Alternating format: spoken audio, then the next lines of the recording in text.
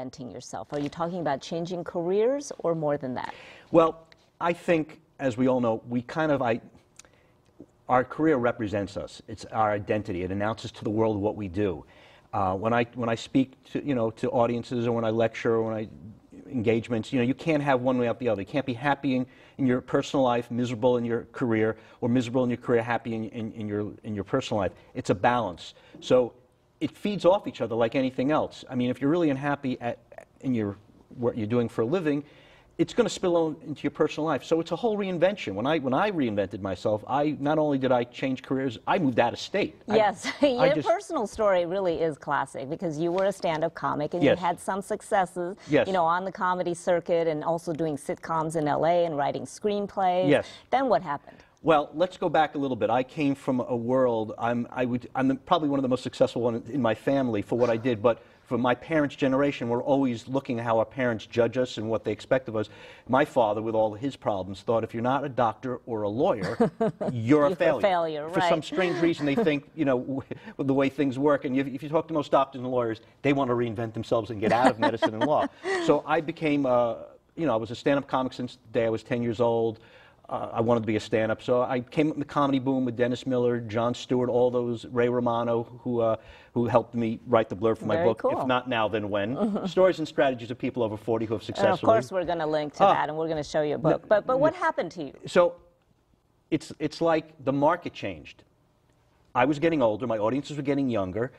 People have to look at what I did is after 5 minutes, you have to ask yourself, where am I going to be in 5 years, 10 years, 15 years? I'm getting older. My audience is getting younger. There's too many comics. There's not enough venues. I have to do something where I have control of my destiny. Show business is great, but there's a lot of highs and lows, like an EKG graph. Good years, bad years, good years. For every Ray Romano, there's a lot of people like myself that are in that middle ground, just about hitting. Then you have to make choices to change something. So I had a writing background. I go, what can I do where I can be in control of my life, my destiny? So I became a sales writer, a copywriter. Then I became a marketing consultant. And it just took off. I did this many, many years ago, not now. So I've been at it for quite a while. And so I wrote the book to find out what other people were going through, because I couldn't be the only one who was thinking, God, there has to be more to this. Absolutely. So let's get specific now. If people are deciding, look, I really want to make a change, I can't go on anymore doing what I'm doing, what's the first thing they should be doing? Okay, you have to focus on what you want. My career as a sales writer, as an independent vendor, a freelancer, that suited my lifestyle. See, going from 9 to 5 to being a freelancer on your own, having your own business, is a little scary, because people get in that mindset of being 9 to 5. The cubicle, the benefits, the security, the parking space, I know what I'm getting. and people want to feel safe and secure. You go on your own, that's when it gets scary, especially when you get a little older. So you have to realize, what do I want to do?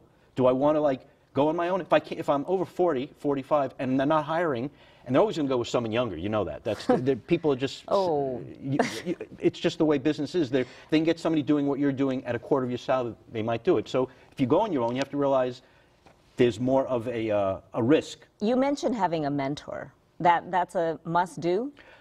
It's good to have a mentor if you're reinventing yourself at work. Let's say you want to change things at work, or when you're going on your own, because a mentor cuts the learning curve for you by 50%, because they've gone through everything. They've gone through the landmines. They can tell you, do this, do that, don't do this.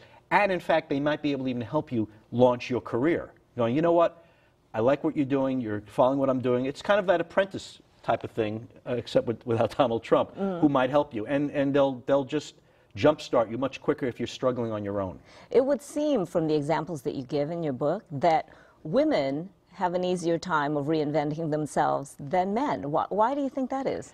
It was very scary. I mean, not scary. I was like, wow, most of the people I interviewed in the book were women, and they seem to have gone with it without the trepidation. Because the man traditionally in our society is like the hunter, the gatherer, the food, the breadwinner. He's got a wife, he's the breadwinner. He has to support the kids. If you're making good money and you really want to change careers, the wife, the kids, the family, what are you doing? You're doing well. You have a family. Most of the women that I interviewed were past that age. Their children were grown. They're on their own. They're divorced. They have nobody to answer to, so they said, I'm going for it. It's my time. And that's one of the most important things you have to do when you reinvent yourself, is to be a little selfish. Now, some people may not need a whole new career or a whole new direction, but they just want to get out of the slump that they're in. You have any tips on that in the last few seconds that we have? Yes. Yes. You want the abridged version? Absolutely. Yeah. First of all, your slump has is an equal opportunity employer. It does not care what mood you're in or what not mood you're in. If you're in a bad mood or a low mood, you're depressed, that's fine. Those are your feelings, acknowledge them. But to really get out of a slump, and I go into a lot longer in the book, is you have to take massive action whether you want to do it or not. It's getting leads. It's prospecting. It's going beyond your comfort zone to get the results you want. And if something's not working, try something different. If something is working, keep continuing what you're doing. But the most important thing is to take massive action and just move forward regardless of the mood or the state of mind you're in. Good advice. Thank you for stopping by About the Money while you're in town. Thank you, Peter Fogel. My pleasure. Next week on About the Money, relief efforts that make a difference. We're typical of that newer trend where people are saying, if I donate money, I want to see results. We'll see how one Seattle company is innovating new ways to solve global health problems. And we'll meet the woman behind Athena Water, a cancer survivor contributing to a cure. Those inspiring stories all next week. I'm Josephine Chang. Thank you for joining us and for supporting public television. If you aren't a member yet, please join at kcts9.org. See you again next week, because it's all about the money. Support for About the Money comes from the Washington State Department of Financial Institutions, providing the financial education information you need to make informed decisions for a sound financial future. Details at www.dfi.wa.gov or 1-877-RING-DFI. And by Washington State Employees Credit Union, helping members achieve their financial dreams for more than 50 years. Not-for-profit WSECU makes members' lives easier by providing quality financial services and building trusted relationships. WSECU, where membership means more. And by KCTS 9 members. Thank you.